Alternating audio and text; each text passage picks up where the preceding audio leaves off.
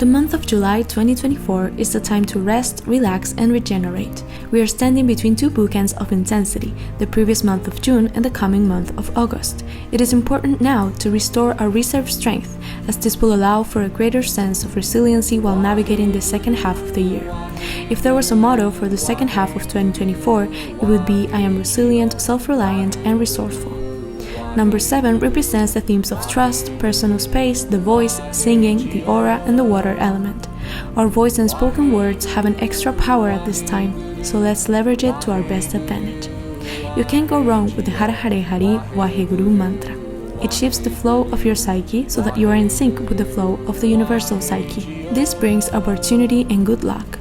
It also helps you to avoid the bad stuff and alerts you to danger. Go to 3ho.org to get the complete numerology forecast for the month of July 2024.